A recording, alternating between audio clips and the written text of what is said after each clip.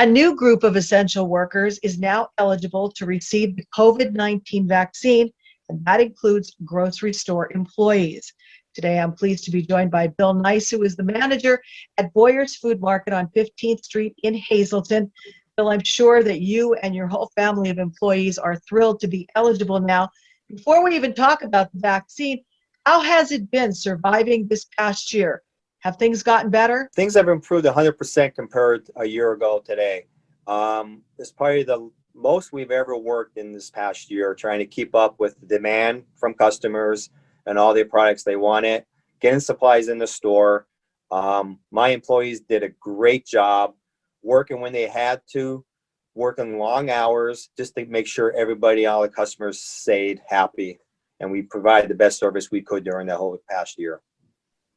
It must have been tough, even mentally, on you and your employees, because you're knowing you're literally in the front line with people coming at you from all angles each and every day, and you're worried about yourselves getting sick too. So how difficult was living with that thought? It was always in the back of your head, but as Boyer's Food Company, we had safety standards in place. We kept sanitizing in between every customer up front. We had sanitizing wipes throughout the whole store. And I know myself, my employees were washing our hands more than we ever did, just trying to keep everything safe and secure for us and the public. Well, you did a great job. And now you hear that finally the employees at Boyer's are now eligible to get the vaccine. What's been the reaction from your workers? Have they, signed up right away that they wanted to get it, or are they hesitant?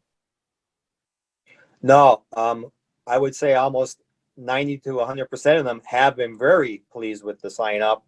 And as a company, we are also providing the shot with them through a local pharmacy. So it's even easier for our employees to get the shot, and they've signed up really quickly for the upcoming weeks to get the shots. That's great. What do you think you've learned that maybe some procedures you'll take forward from this pandemic that have helped maybe in keeping the store running so well that you kept up with this extreme demand?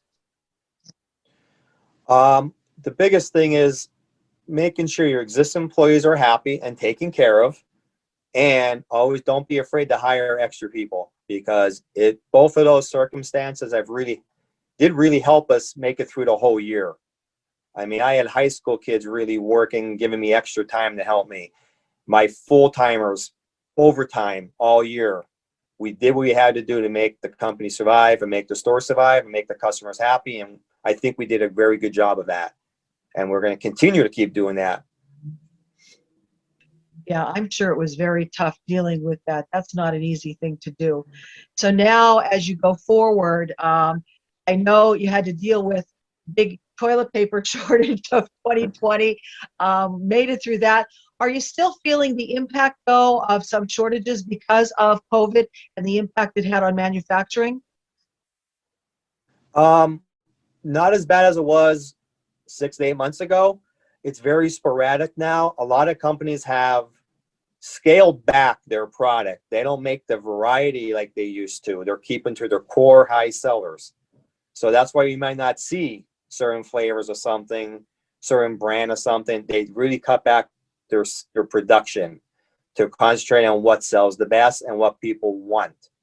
And that's the only reason. Our shelf conditions have improved dramatically over the past year. There's only certain sections that are having problems, and one big thing now is cat food. That's the biggest shortage right now that we see in our store. What message would you have to your workers and to the patrons who, stood by you and, continue to shop at Boyer's through all this craziness? Well, it's a huge thank you to my workers for putting the time in and sacrificing, even taking a chance on their health to keep the store running for the customers. The customers were great for this whole past year. There were long lines, there were shortages, and we did not have any major issues with customers being angry. They knew what we were going through. They knew we were trying to provide the best service we could and the product. And I want to thank them 100% because they made us survive. And I really appreciate that.